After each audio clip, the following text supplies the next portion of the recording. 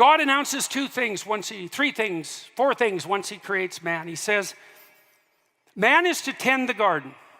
That's his purpose. Why a garden? It's a walled garden, actually, because that's what paradise means, walled garden. Why a walled garden? Well, a garden is a place of nature, obviously, and walls are a place of culture. And a walled garden is a place of nature encapsulated in a manageable manner by the walls of culture. That's what your backyard is. It's a yard, it's nature, it has walls. The walls are culture.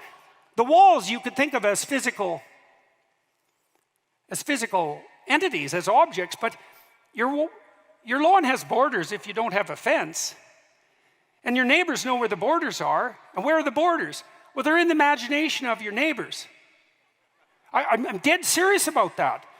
The walls, it's so funny because you'll see people in the border between Canada and the United States. They'll get out and they'll step across the border. It's like, as if it's an object, as if it's an entity that's there on the ground. And people know that that's magic in some sense because the grass in Canada is only slightly less healthy than the grass in the United States, let's say. It's easy to concretize that, but the idea of a walled-off space in a communal society is a social agreement. You have your domain, your house, your garden, your backyard. That's enough cosmos for you to set right. And perhaps if you're competent enough to do more, you'll expand your garden so that you have more to tend. But you start with a walled garden of some size. And if you tend it properly, then the promise is that as your competence grows, so will your dominion. Man sent to tend the garden and to name everything that's in it. This is Adam. What is it? What does that mean? Well, it's the Logos again. It's a re-representation of the creative spirit of God that makes itself manifest when time begins and when new things come into being. Our ability to name, our ability to speak is that in the microcosmic manner. That's what we're capable of doing. That's what the patriarchal spirit does, is name and order the world. And God brings everything to Adam to see what he'll name them. And that's a reflection of the idea that we have a created order, but man has a place in it, and the place is to organize it and to put everything in its proper place and to assign it its identity. And that's no different than the prioritization of attention that's part of the story. Name things in relationship to their function. Put things in place in relationship to their significance in the hierarchy of being.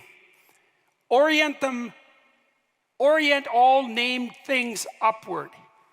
Sequence, constrain, organize, and order. The manifestation of the patriarchal spirit. And what does God decide? That's not good enough. Man lacks a helper. Man needs a helper. Woman's created as a consequence because the order that men produce, because of their limitations, is insufficient. And something has to be introduced to speak for that which is not included. That's the role of woman. That's the biblical role of the woman. It's the biological role of the mother. You know this in your own household. As a spouse, a parent, or a leader, people count on you. But if you're constantly tired, unfocused, and just not feeling like yourself, how can you show up the way they need you to? That's where Merrick Health comes in. Merrick is a premier health optimization platform that uses comprehensive lab work, not guesswork, to uncover what's really going on in your body. Hormones, thyroid inflammation, nutrient levels, the markers that matter. Their expert clinical teams build a personalized, research-backed plan just for you, whether it's lifestyle changes, supplements, or prescription treatments. When you know what's going on inside, you can lead with clarity, show up with energy, and stay sharp for your family, your team, and yourself. Head over to MerrickHealth.com and use code Peterson for 10% off to join their guided optimization program with your personal medical team. That's MerrickHealth.com, code Peterson. Stop guessing, start leading, and start with Merrick Health. Women bring the concerns of the marginalized to the center. You can think about that politically, and it's useful to think about it politically. All established human orders exclude. The exclusion causes pain. The pain of exclusion requires a voice. That's the voice of the Eternal Mother. That's where Genesis 1 ends. Genesis 2 contains the story of Adam and Eve. It's another creation story. It's commensurate with the first one. It's a variation on a theme.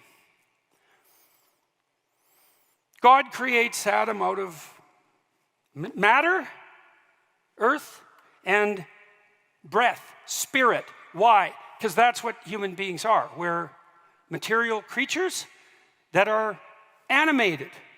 Anima means spirit. What's the spirit? The spirit is the living, organizing principle of the material. And human beings are an amalgam of the living, organizing principle and the material. And that's what's portrayed in the creation of Adam. The combination of matter and spirit, the combination of material and conscious. You could think about it that way if you're more secular minded. We're conscious matter. Like, what's up with that?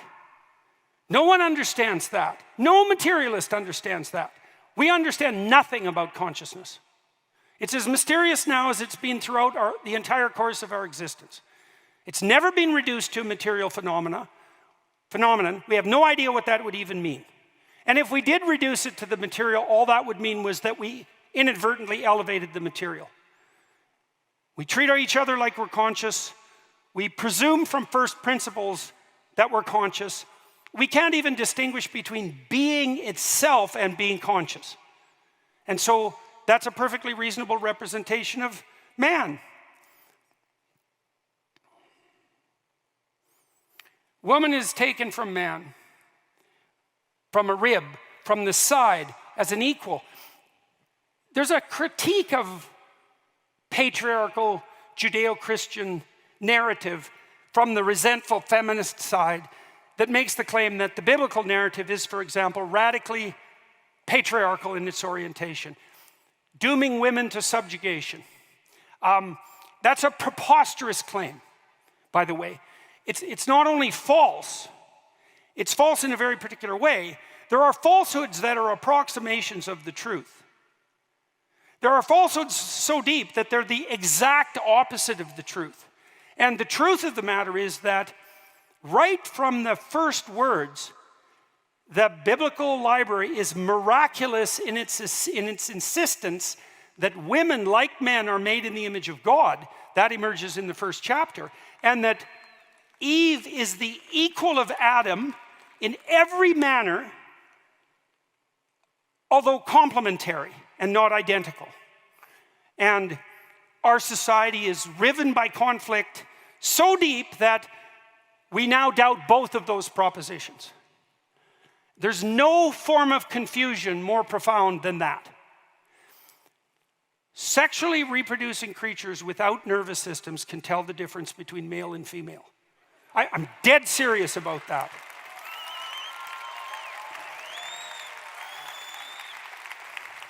If you can get people to swallow the lie that there's no difference between men and women, there is no lie they won't swallow.